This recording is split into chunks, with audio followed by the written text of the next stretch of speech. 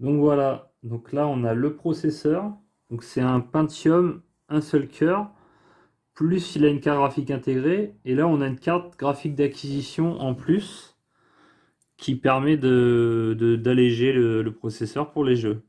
Et là on a tout le moyen de refroidissement qui est assez soi-disant complexe, qu'on repositionne en fait comme c'était bien positionné préalablement. On sent un peu que là, vous voyez qu'il y a une teneur entre là le processeur et les vis, bien sûr, qu'on n'a pas oublié. Alors, il y a des numéros. Il y a marqué numéro 1, numéro 2, numéro 3, numéro 4, numéro 5 et numéro 6. Donc, il faut mieux bien suivre cet ordre-là pour bien visser. Et ensuite, il nous reste à visser le ventilateur. Et après, bah, remettre la carte mère. Enfin, je ne vais pas vous faire la vidéo entière. On remet la carte mère et on branche tout. On fait bien sûr un essai à chaud pour voir ce que ça donne. Et voilà. Allez, à plus tard. Donc voilà. J'ai retourné la carte mère. J'ai résolu le problème de la ventilation. En gros, bah, ça fait ça. Voilà. On a eu besoin de démonter complètement le PC portable. Les anciens PC Acer, vous les ouvrez par d'en dessous, c'était super bien parce que vous avez accès au ventilateur directement. Et là, on s'est fait chier à démonter tout le PC.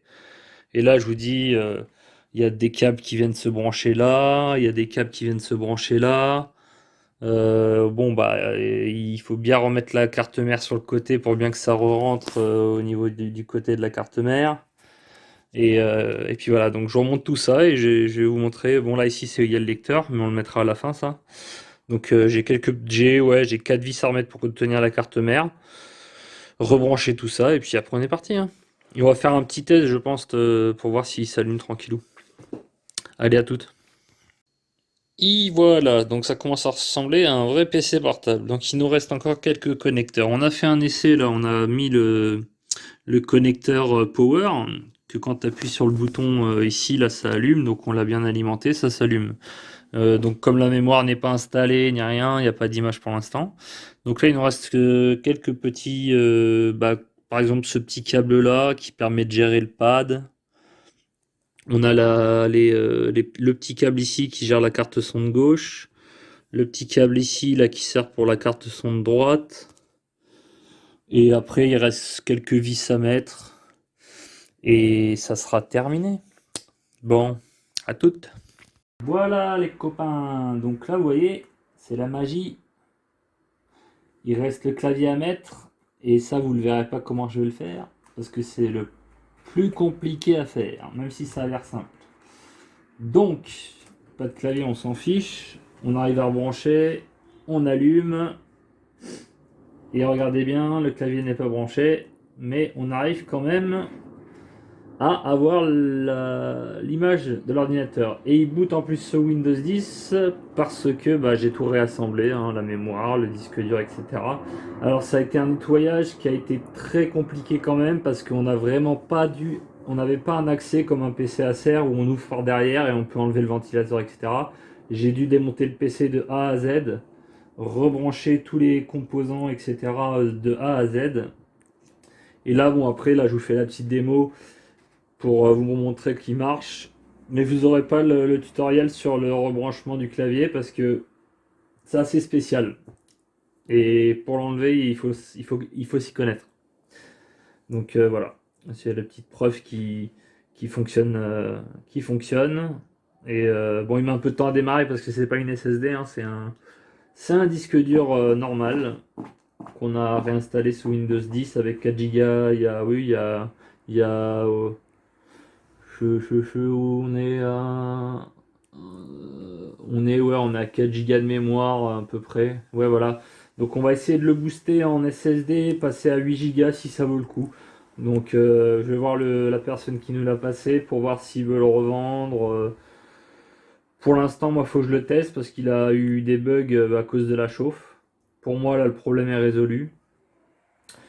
Donc voilà, on arrive à le faire fonctionner. C'est bon, tu peux couper. Et voilà les copains, le clavier est remonté. L'ordinateur, on aurait dit qu'il n'a pas du tout été démonté. Et ça fonctionne. Donc attendez, par contre au niveau du Wi-Fi, bon, on est sur parce que j'ai plus internet à la maison, mais je suis en portabilité là pour sur mon autre téléphone. Donc là on arrive à faire fonctionner le PC et là on arrive au niveau du côté là. Là vous voyez le ventilateur il tourne plus. L'ordinateur n'est plus chaud. Il ne brûle plus les mains quand on met au niveau du clavier. Et là, il ne se déclenche même pas parce qu'il n'est pas du tout encore en température. Donc en fait, la personne qui m'a passé le PC, il nous l'a prêté pour l'essayer parce que en fait, entre guillemets, bah, il devait faire un peu juste de la vidéo, hein. Là, je vous montre, je vais sur Molotov. On va sur Molotov, on va regarder par exemple BFM TV ou TF1. Et le PC, bah, au bout d'une heure et demie, il surchauffait.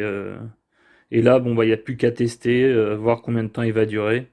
Si ça continue à faire le problème, bah là, il faudra que je remette de la nouvelle pâte, tout démonter, remettre de la nouvelle pâte thermique, parce que la pâte thermique était quand même vraiment très très dure. Et le rôle de la pâte thermique sur un processeur et un ventilateur en cuivre, c'est que la chaleur soit très adhésif, voilà, par rapport au conduit.